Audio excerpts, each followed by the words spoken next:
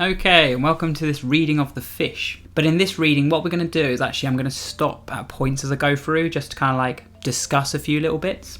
Okay, so, the fish. I caught a tremendous fish and held him beside the boat, half out of the water with my hook fast in a corner of his mouth. He didn't fight, he hadn't fought at all.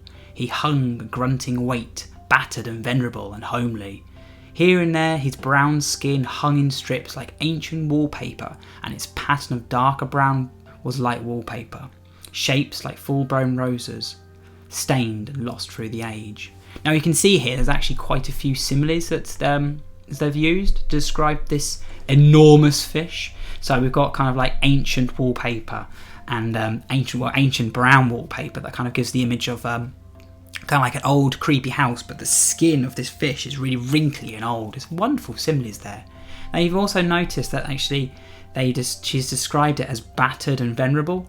I mean, I read that as like, obviously it's a beaten fish. It's like got bruises and bashes on it because it's gone through so much in its life.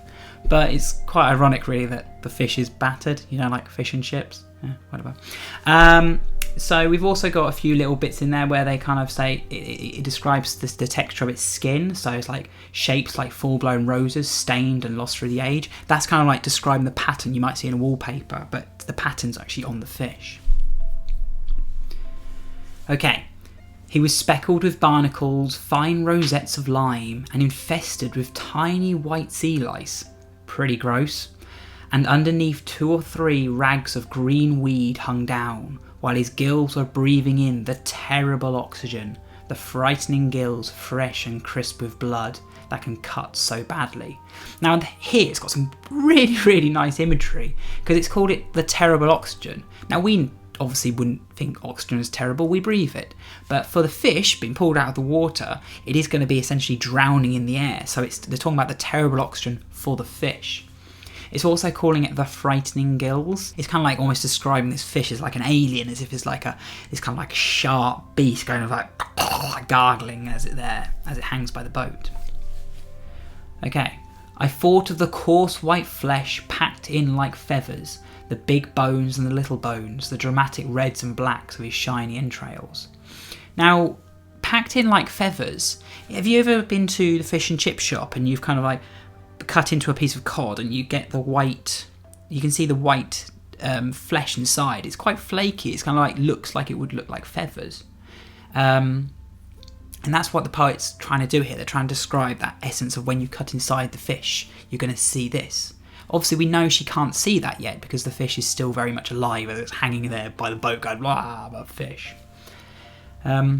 I looked into his eyes, which were far larger than mine, but shallower and yellowed, the irises backed and packed with tarnished tinfoil, seen through the lenses of old scratched isinglass. They shifted a little, but not to return my stare.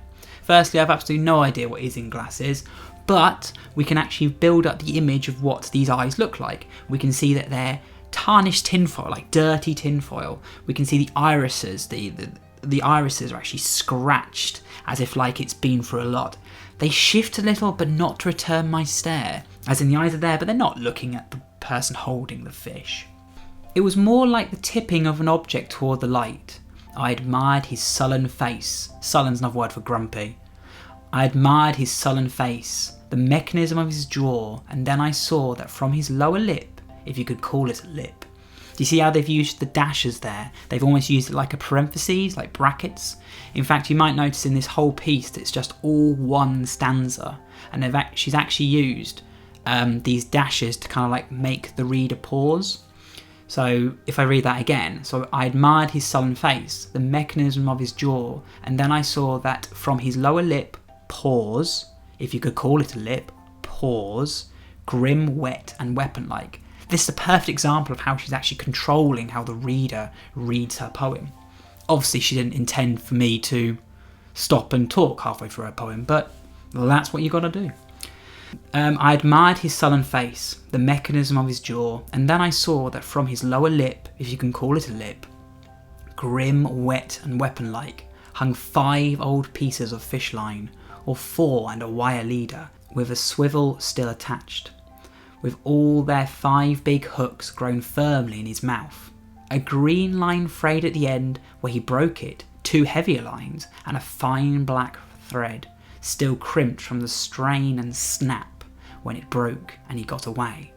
Now from this description of just its jaw, we can see that this fish, this great big tremendous flopping fish, hanging there, it's all battered and beaten, and as she's holding it looking at this fish, she can see that there's 5 other hooks inside its mouth, which kind of gives the impression that this fish has actually survived being caught 5 more times.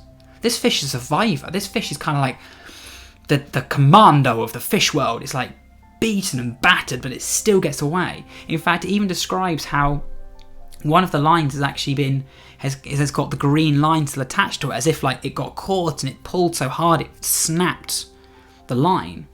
It's even carrying a small weight with the wire leader and the swivel still attached. It's actually pulling a weight along with it. This fish is an ugly fish, but it's a fighter. Like medals with their ribbons. You see, like an athlete or a soldier carrying medals from battle or winning a race. Like medals with their ribbons, frayed and wavering, a 5-haired beard of wisdom. I love the idea of a 5-haired beard of wisdom. Trailing from his aching jaw, I stared, and victory filled up the little rented boat. From the pool of bilge where oil had spread a rainbow. You know, you see oil on water and it kind of like creates a rainbow effect. From this point of view, she's seen the oil at the end of her boat and gone, that's nice. It's nice, like a little rainbow. I stared, and victory filled up the little rented boat. From the pool of bilge where oil had spread a rainbow, around the rusted engine to the bailer rusted orange. The sun cracked thwarts, the oarlocks and their strings, the gunwales, until everything was rainbow, rainbow, rainbow. And I let the fish go. Now, why you think she might have let the fish go possibly has a lot to do with the fact that this fish is a survivor. It's not her right to kind of say, actually, I've got this fish, I'm going to keep it now. This fish has possibly been around for years. It survived so much. Now, this poem is fantastically brilliant in its description. However, nothing happens. The entire poem is literally a fisherman or fisherwoman pulling the fish out of the water, looking at it, going, "Ooh, big fish," and then letting it go. That's the only thing that happens in this entire poem. Yet there is so much fantastic description about this moment. This is the beauty of poetry. You can actually go into huge amount of dramatic detail describing the smallest, most insignificant details. This is a moment in this woman's life. This is a moment as she stands there holding this fish. And it's this moment that she thinks, fish, it's a good fish. Now, when you go off and write your own poems like this, think of how much description and simile she's put into this writing, just describing this very, very small moment. When you go off and write your own poem using this as kind of an example, think about just looking at something and thinking, how much can you get from this moment? Because that's all she's done. She's just embodied this moment of looking at this fish, thinking of all the past glories it's gone through, thinking about all the battles and all the trouble it's survived until she's caught it. And then, as part of its life and a part of its journey, she's realised that she is not its end. She should not be its end. This fish is better than being caught and being cut open and being eaten. This fish needs to survive. This fish is a metaphor for just survival. Or whatever you want to think. That's the whole point of poetry.